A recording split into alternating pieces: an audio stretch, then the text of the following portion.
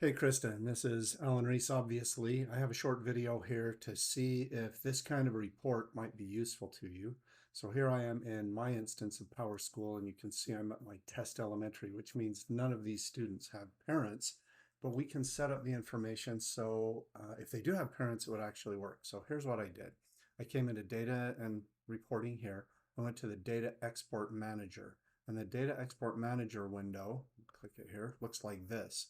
So this is where you can come in first and choose what columns you want to export. So I started with category, I chose student information, and then I picked down here students because that was the only option I had.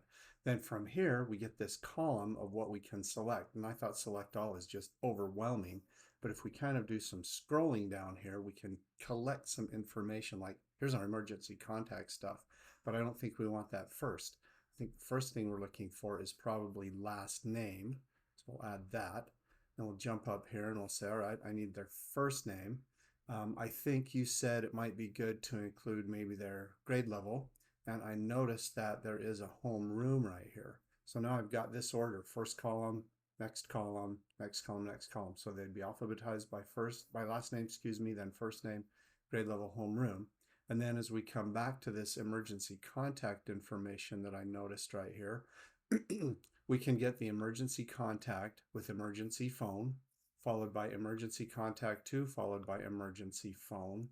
Um, I think if you wanted to dig out their parent name, mom name, dad name, you could do that too.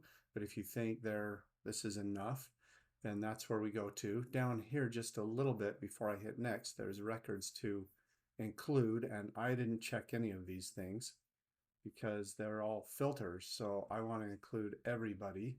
So from there, I have my export summary. And what I did is I did text because text file, that's kind of what we get out of here. I did CRs and then tab delimited. And I'll show you what that comes out to be. Character set, I chose Mac Roman because I am on a Macintosh right now. So from here, I can click Save Template. So it remembers what I've done. I'll just save that as new template 1, and then I can export this. Now what comes out of this is a little bit ugly. So let me see if I can show you what the file looks like when you start. Sorry about that. Comes out looking like this. So this is that text file with tabs delimiting it. So Sally tab ball would be listed ball tab, Sally tab 4th grade. Now, if I had any contact information here with phone numbers and whatnot, that would be included. But because I'm in this fake school with dishcloth and microfiber cloth and little brother, I don't have anything here, but you might. So what I did with this is I copied everything from this text file and I pasted it using this paste special here, and then I chose values only. And what that did is it gave me this table in Google Sheets. So now I've got the student last name, student first name, and you can see these are a mess, but they're sortable. I've got students grade level here. I would have a homeroom listed if they had a real teacher. Emergency contact, emergency phone 1, emergency phone 2, and emergency contact and then emergency phone 2. Does that seem like it's what you want? Now from here, we can obviously select all and then come to our data options and we can say I want to do sort range and I want to go to advanced right here and I want to only sort column A, but I blocked every column out so they would all get sorted too, but I only care about column A. And when I say sort, then these are all now in alphabetical order. This would take a couple of sheets. Dang, shouldn't have done that whole top row, right? You get the idea though. I'm going to start with Gavin Peterson, highlight everything around him because I want all of, dang it, sorry. I want all of the data associated with Gavin to follow. If I only do that first column, then I'm not going to get the right information. I'll be missing stuff. So I'm going to come all the way to the bottom with my select here